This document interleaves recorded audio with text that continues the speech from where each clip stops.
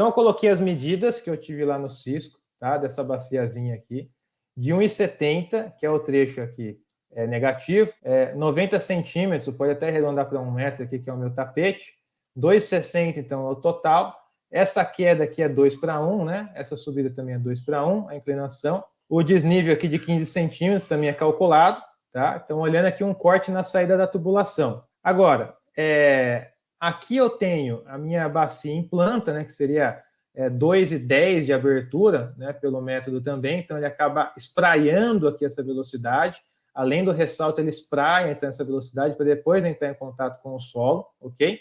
E o que eu estou fazendo, pessoal? Eu mudei o revestimento, né, da minha bacia e, como eu disse para vocês, eu coloquei um gabião colchão, tá? Que é um gabião em formato de colchão ali, com pedra, né, pedra de mão, né, rachão dentro dessa gaiola. Esse gabião colchão, ele tem alguns padrões de tamanho, tá? De espessura principalmente. Então, ele tem espessura de 17, 23 ou 30 centímetros, tá? Essas são as espessuras, tá? Desse gabião colchão. Então, nesse caso aqui, ó, tá? A espessura que eu estou usando é de 17 centímetros. Por quê? Precisava de 15, estou usando a menor, que é 17. Beleza? Então, estou usando essa espessura aqui de ponto 17. Beleza. O que eu faço agora?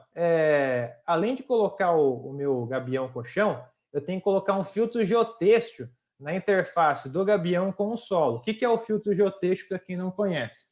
É uma manta, né? Como o nome já diz, ele é um filtro, né? Uma manta, um filtro, que ele separa, né? Ele não permite com que o solo passe por dentro dele, mas ele permite com que a água passe por dentro dele. Tá? Então, a água passa, mas o solo não. Tá? Então, ele acaba criando esse filtro ali, tá certo? Então, esse é o filtro geotêxtil.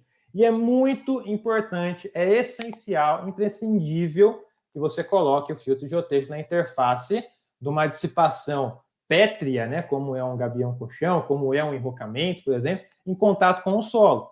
Por quê? O enrocamento, o gabião, o rachão, ele tem muitos vazios. Então, quando a água sai com a velocidade, a água passa pelos vazios e atinge o solo de fundação, atinge com uma velocidade que a gente chama de velocidade residual, tá? Então, a água não vai passar só bonitinha por cima da bacia, né? A bacia ela não é impermeável, não é uma bacia de pedra argamassada, de concreto, é de material pétreo, gabião, enrocamento, rachão. Então, como ele é poroso, a água infiltra entre as pedras, tá? Infiltra entre as pedras, ok?